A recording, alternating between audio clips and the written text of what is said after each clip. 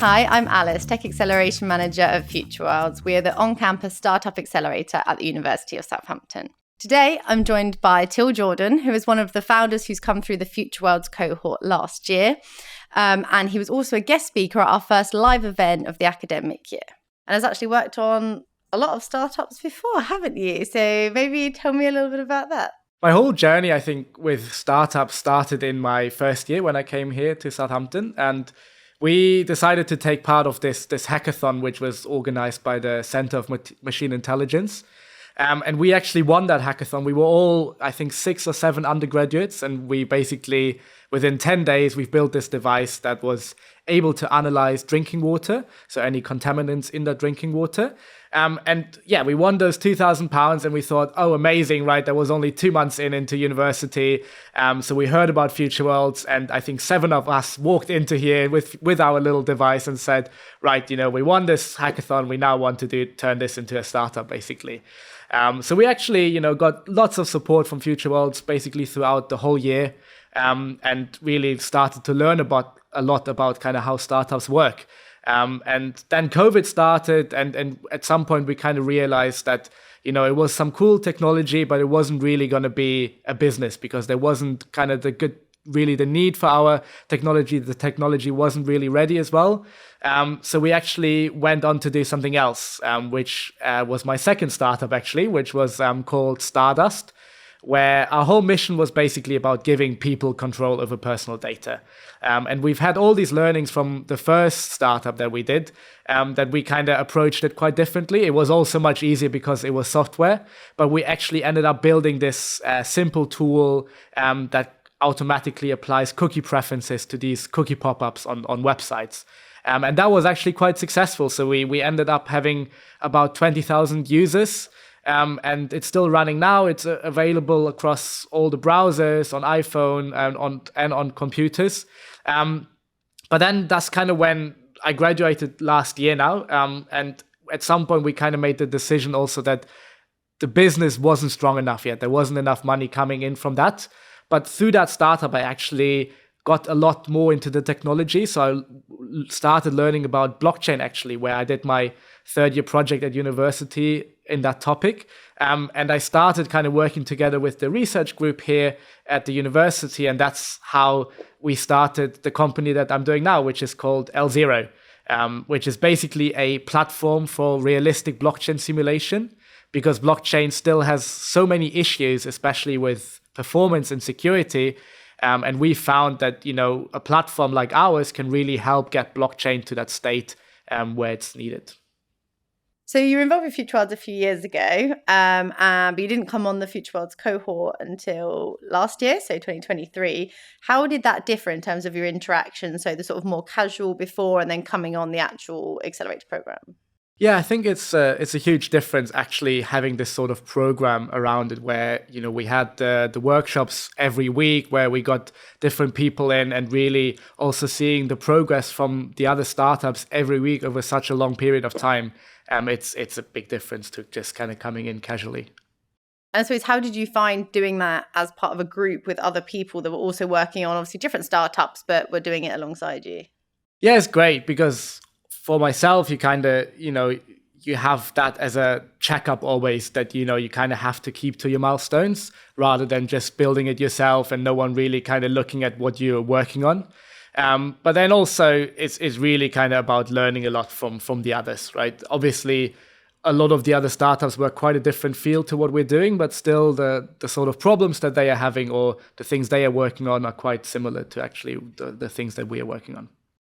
And actually, you did your 90-second pitch at our TLDR live event on Thursday, so the first one of the academic year. How did you find that? You haven't pitched in a little while, maybe? Yeah. It was, last time was a demo day, so it was quite fun to kind of get into that pitching again, and I really enjoyed it because there were great questions from the audience as well.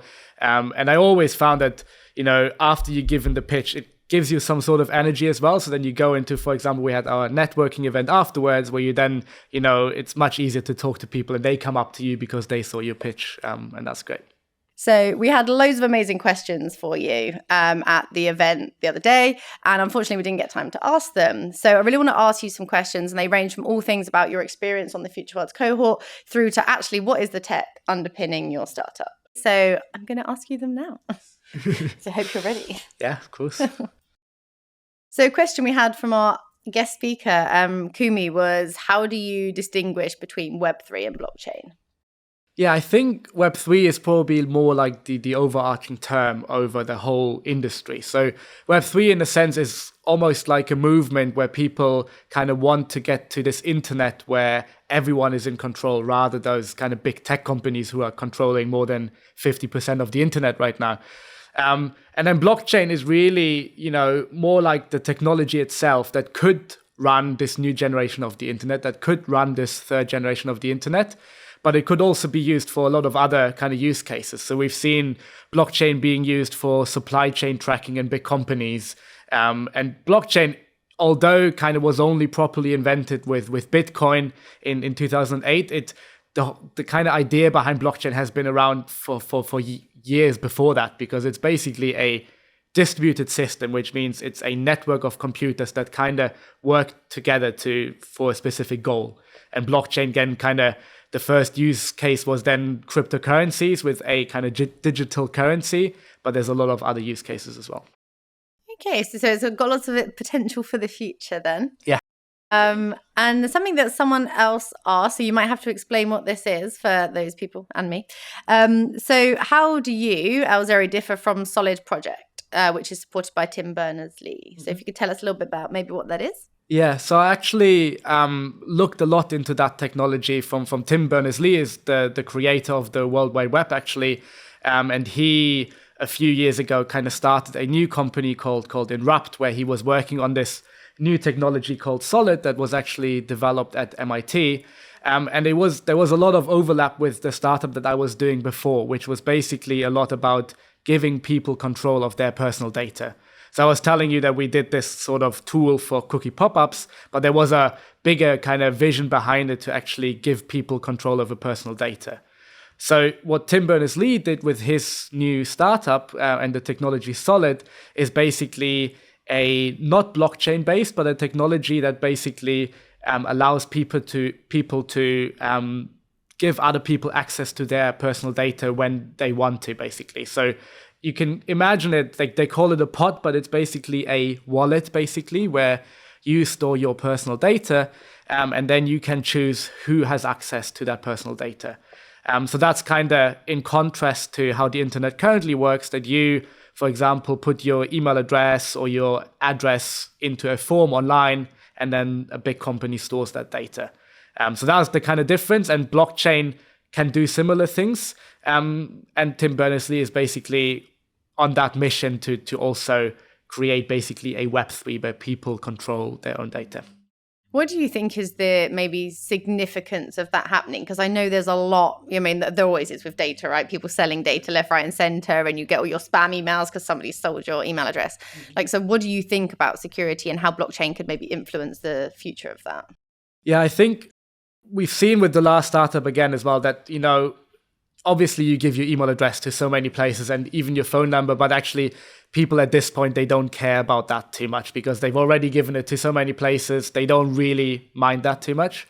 I think where it actually does become much more kind of important in the future is when we look at what happened in the recent years with AI, and where, we have now so many AI services and, for example, ChatGPT. It's quite difficult online to now tell a normal person apart from an AI, for example, or even content that's generated. It's difficult to understand if that was created by an AI or by a person. And I think that's basically where blockchain can actually help a lot with proving that something was created by a person or something was created by an AI.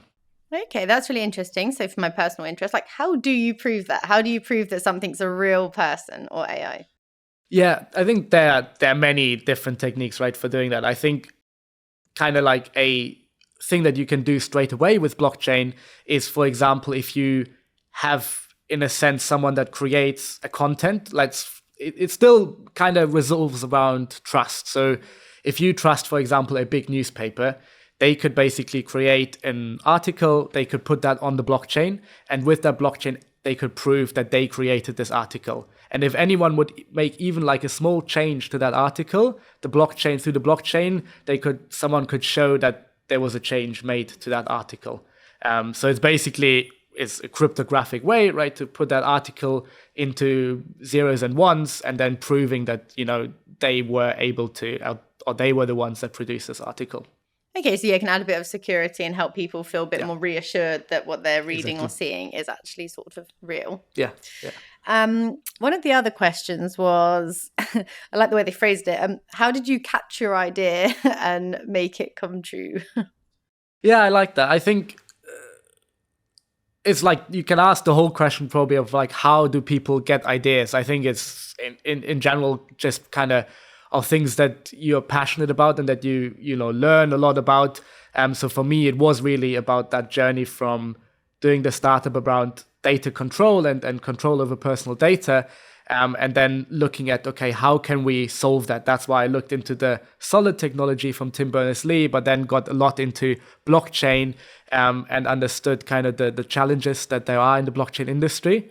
Then it was kind of working together with the researchers here at the university of seeing, okay, there's an actual problem in this industry, and then coming up with this idea, this is how we can solve it. Yeah, because something that I think is interesting when you were telling me about what you've done in the past and to what you do now is when you were talking about LZero, what you're doing now, you said you were really passionate about this, and do you think that's sort of the turning point for something actually working out? Yeah, I think so. I think you need the kind of passion to keep going, especially in the kind of periods in the startup where it's not maybe going quite as you want it to. And you really need to remind yourself of why you're doing this, because, especially at the beginning, it's not going to give you a lot of money. It's not going to give you fame at the beginning, whatever. But, if you have that passion, I think it helps you to keep going. And what are some of those kind of maybe struggles that you've had as an early sort of startup founder?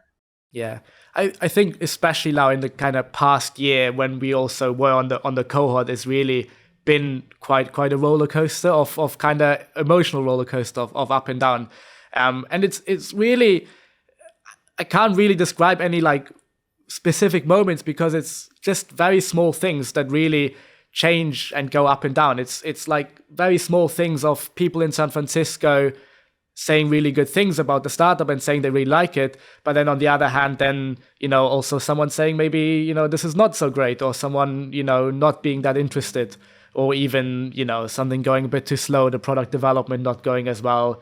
These kind of things, it's really up and down, and I think that's where the passion comes in, that you kind of remind yourself of those positive moments, and that's really what I've tried, especially kind of, I would say probably the trip to San Francisco was a very high point of the whole journey. So kind of really thinking always about those moments when it's maybe not going so well really helps. That's a really nice way of coping with some of the more negative experiences that we all have to have in life sometimes.